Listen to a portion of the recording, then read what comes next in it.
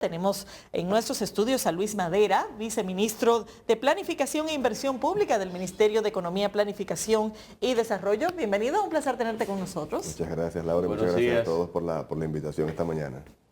Hay desde el gobierno se planifica y se está haciendo, ¿verdad?, el monitoreo de las distintas instituciones que nació como una forma de transparentar las cosas y de motivar que las diferentes instituciones hagan las cosas con transparencia, con eficiencia. ¿Cuáles son las instituciones que en estos momentos están mejor ranqueadas en ese monitoreo? Digamos que primero explicar a las personas de dónde viene ese proceso, como usted bien dice. Este gobierno está empeñado en la transparencia y la rendición de cuentas de las instituciones que ejercen las políticas públicas, y en ese sentido pues se ha llevado a cabo un proceso de planificación donde se ha partido por primera vez de una serie de resultados que empujan hacia la calidad de vida de la gente. ¿El SISMAP que le llaman? El SISMAP es un sistema dentro del sistema de planificación, efectivamente. Entonces se ha partido de esa lógica de calidad de vida, de indicadores de generación de calidad de vida, y se han identificado 32 políticas que son a las cuales le damos seguimiento. 30 políticas. En el informe hay 30, pero son 32. En el plan plurianual en general hay 32. Exactamente, ¿qué implica el monitoreo? Para que la gente lo El monitoreo, por eso decía, decía, el monitoreo comienza con identificar esos resultados que queremos lograr en la población, en términos de disminución de pobreza, en términos de empleo, en términos de salud, de educación y demás. Lo primero es proponerse objetivos específicos. Proponerse objetivos específicos y luego entonces entonces medir la distancia en la que estamos, digamos, hacia cada una de esos dentro de esas resultados. 30 políticas públicas activas, ¿pudiera mencionar las principales que ustedes tienen como objetivo? Obviamente, la primera política principal es la de la política de empleo. Asociado a la política de empleo está la política de formación superior, la de educación también, y los principales sectores productivos. Por otro lado está todo el tema de salud, está el tema de educación, y digamos que ahí están las principales de esas 32 políticas. Según el informe, hay 19 de esas 32 políticas que han alcanzado al menos un 60% de los resultados que se tienen planteados, y que es quizás el resultado principal que debemos comentar en ese sentido. Y de esas, igualmente el informe dice que hay 11 que quedaron por debajo del 60% de cumplimiento. Así es. ¿Cuáles son esas 11? Hay algunas en las que tenemos bastantes desafíos. Hay políticas, por ejemplo, que el informe tiene tres medidas. Tiene el índice de progreso de la política en sí, ¿verdad?, que es la que mide a qué nivel estamos de progreso desde la meta que nos planteamos. Todas tienen progresos. Aún las que estén más por debajo del 60%, también tienen un progreso de un 50-60%, porque lo que medimos fue a qué nivel estábamos cuando comenzamos como línea de base contra la meta que se alcanzó. Tú tienes, por ejemplo, políticas que han sido más impactadas por todo el tema de la crisis de la pandemia, como es la educación superior, que tiene indicadores importantes como el nivel de empleabilidad de los jóvenes que salen de las universidades o la propia tasa neta de matriculación. Mientras que en educación preuniversitaria la matriculación regresó a los niveles que prepandemia.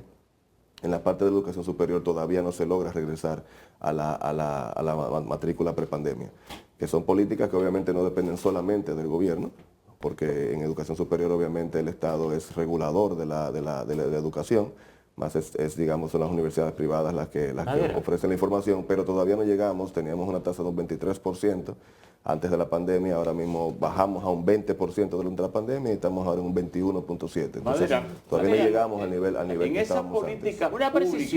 Una precisión, Camilo, perdón. Cuando se habla de que hay políticas que están en un 60%, ¿esas son metas del año o tienen un periodo más largo?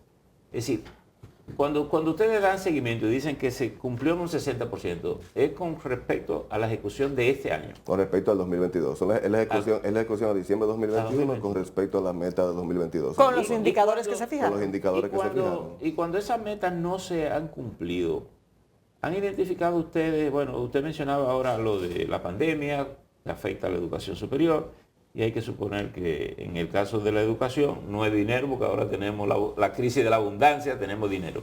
Pero en las otras áreas, ¿es problema de gerencia ¿Es problema de recursos o es una combinación de ambas cosas? Yo creo que en general, si uno mira, lo principal es el tema del impacto todavía de las crisis que tenemos. Porque reitero que ha habido avances en cada una de las políticas, lo que en algunas no hemos llegado todavía a la época, digamos, pre-pandemia. Y creo que por ahí va, creo que las principales causas de algunos de esos temas que todavía no llegamos a alcanzar. Esas políticas públicas que se han definido y que se están aplicando, ¿han tocado la pobreza? ¿Han podido lograr reducir en algo a la pobreza? ¿Cómo se encontró y hacia dónde se ha reducido? Sí, claro. Como sabemos, en el año de pandemia, ¿verdad?, la pobreza se disparó bastante, se aumentó, no tanto como hubiera aumentado si no hubiéramos tenido los programas que se implementaron, ¿verdad? Pero ya ha venido bajando, va llegando ya a niveles de 23% más o menos, que eran niveles bastante parecidos a los que teníamos ya antes de la pandemia. Eso viene impactado primero por los programas sociales y luego, evidentemente, por la recuperación del empleo, que ya hace un tiempo que recuperamos el empleo que teníamos antes de la pandemia, y ahora entonces ya miramos hacia el tema de la formalización de ese empleo. Yo creo que para lo principal que sirve este informe es para tomar medidas para el año ya 2023.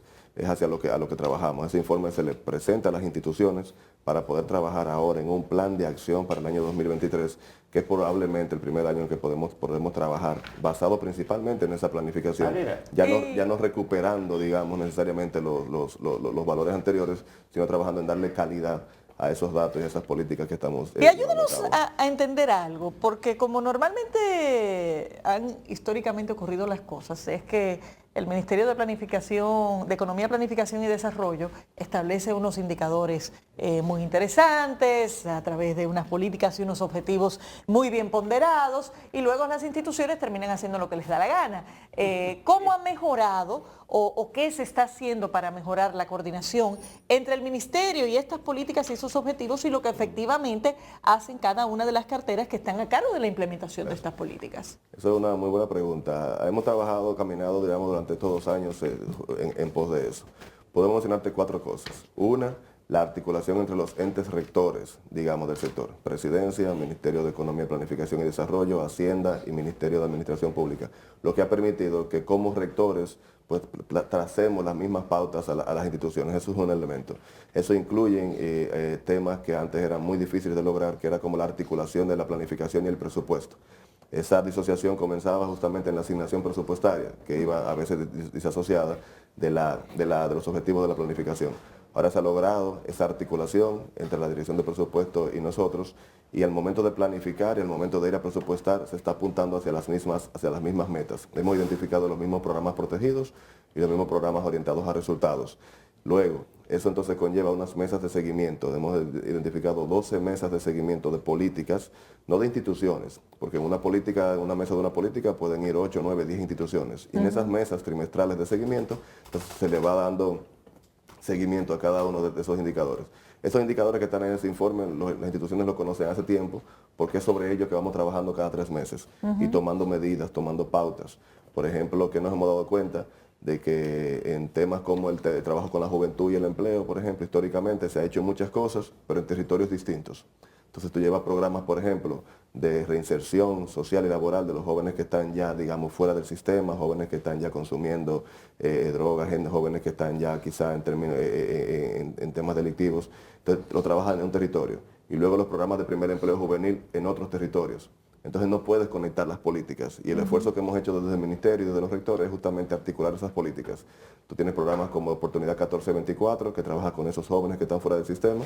Entonces estamos asegurando que en el mismo territorio que está 1424 está el programa RD Trabaja, que es un programa que incentiva a las empresas para el primer empleo, de forma tal que yo saco a ese joven de ese antisistema y lo entro al sistema laboral. Pero también aseguro que las provincias prioritarias por el Ministerio de Educación para fines de los liceos técnicos, politécnicos que están realizando, también estén en estas mismas provincias, para que esos jóvenes que están en edad de estudiar, entonces vayan a entrar allá. Y esa articulación de políticas yo creo que es lo que nos va a poder llevar a poder lograr una mayor calidad con los mismos recursos que estamos ejecutando, pero ejecutando en el mismo territorio y de manera ¿Y articulada. cuántos empleos Le se diría han que- recuperado hasta ahora y cuántos se han incrementado? Si contamos a partir del momento, digamos, de la pandemia, pues se recuperaron por un lado los 400,000 y pico de empleos que fueron los que la pérdida, digamos, mayor en el momento pico de la pandemia, y usando las fuentes de la encuesta nacional de fuerza de trabajo y la fuente de la Tesorería de la Seguridad Social, ya estamos en la recuperación a partir de ahí de unos 50 60,000 empleos más. Es decir, en general, digamos que podemos decir que se han creado durante el periodo unos 400,000 y pico de empleos. Obviamente, hay muchos de ellos que son de los que regresan al empleo a partir de la pandemia. Y es ahora en 2023 que se va a arreciar mucho más esa política con el Plan Nacional de Empleo, donde unimos los sectores productivos, que son los que tienen que trazar las pautas de hacia dónde va ese crecimiento para poder generar demanda de empleo, y ahí tenemos Ministerio de Industria y Comercio, Ministerio de Turismo, Ministerio de Agricultura.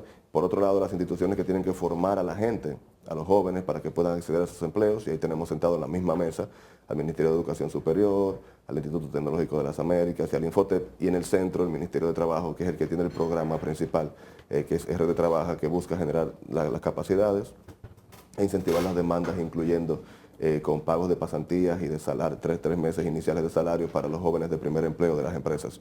Entonces, con los datos que tenemos, con la interacción en el mismo territorio de esas instituciones, con los mismos programas, entonces es la fórmula hacia lograr aumentar mucho más rápidamente ese empleo. Madera, así como usted lo presenta, luce bien. Yo pensé que usted le iba a responder a Laura. Bueno, tenemos 2 años resistiendo la gente luchando para que la gente aplique, asuma la política. Pero fíjese. Pero no he dicho que no, ¿eh? Sí, exacto. Pero quería preguntarles 2 cosas. Primero, en el tema de la lucha contra la pobreza, el gobierno se ha inclinado mucho por la política del asistencialismo, así, dando ayuda, ayudando gente. ¿En qué medida esos programas se están asociando a alguna tarea o para recuperarlo ellos mismos o para ayudar al Estado, qué sé yo, en la higiene, en la seguridad, en todo? Y segundo, ayer hay un anuncio que se ha hecho que parece que puede ser peligroso a nivel mundial, que es el acuerdo de Rusia con la OPEP sobre el tema del petróleo.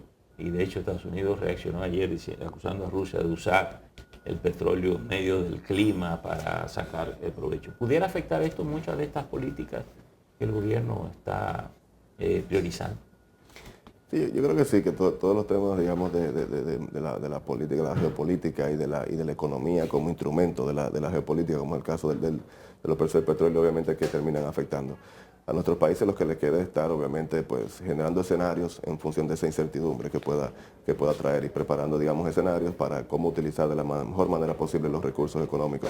Lo que sí podemos nosotros hacer, vuelvo y repito, es esa articulación de políticas para que con el mismo recurso económico que se tenga, pues podamos lograr los resultados y crear escenarios en la medida en que esos cambios internacionales pues puedan afectar nuestras recaudaciones y por lo tanto la capacidad de ejecución de esas políticas. Y en esa articulación yo creo que es donde podemos trabajar de manera hacer como la proactiva. abuelita Milagro, hacer pan de la nada. Exacto, hacer más con lo que se tiene. Creo que hay todavía más oportunidades de articulación para lograr eso, y en eso es que estamos. Brevemente, porque aunque no es un tema necesariamente de tu viceministerio, pero tú tienes experiencia en la Oficina Nacional de Estadísticas, y en adición, la ONE es una entidad que está adscrita al Ministerio de Economía, Planificación y Desarrollo.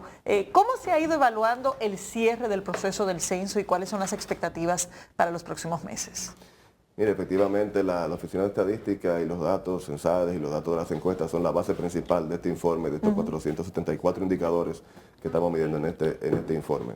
El proceso del censo yo creo que va caminando, ya se ha logrado pues mucho más del 90% ya de la población, se están recogiendo ya, digamos, los últimos temas. Los censos normalmente tienen unos 4 o 5 días después que termina, que es como los estudiantes en la universidad, de verdad, para recoger, digamos, aquellos lugares donde no se han censado. Pero creo que aún con los impases iniciales que se tuvo para activar sobre todo las tabletas y los dispositivos de información, pues creo que ya va terminando bastante bien. Yo creo que eso hay que resaltarlo.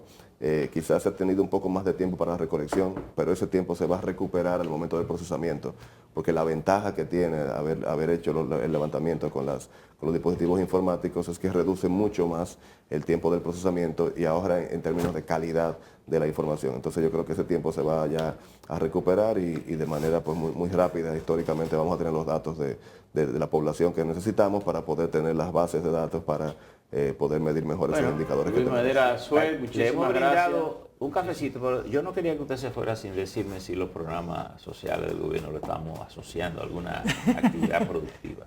Sí, mira, en un momento de la pandemia evidentemente había que socorrer la población, digamos, y esa era la política que había que ejercer, esos programas que todos conocemos.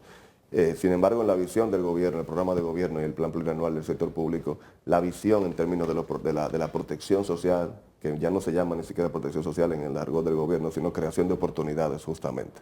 Y la idea es poder conectar, digamos, a esas poblaciones más vulnerables con las oportunidades de empleo. Ahí mencioné, por ejemplo, el programa 1424, como decía, que es sacar a esos que están mucho más abajo y alinearlo a los temas de empleo. Y todos los programas que se generan, que se ejecutan desde Supérate, tienen esa visión de generar capacidades de empleo, digamos, para la gente. Obviamente hay que mantener esa asistencia, pero la lógica del gobierno es ir disminuyendo el asistencialismo en la medida en que vamos aumentando la generación de oportunidades y la gente va entrando pues a Gracias ese sistema. y buena Sí. suerte. Muchísimas gracias. Así es, despedimos a Luis Madera, viceministro de Planificación e Inversión Pública del Ministerio de Economía, Planificación y Desarrollo. Gracias por estar con nosotros.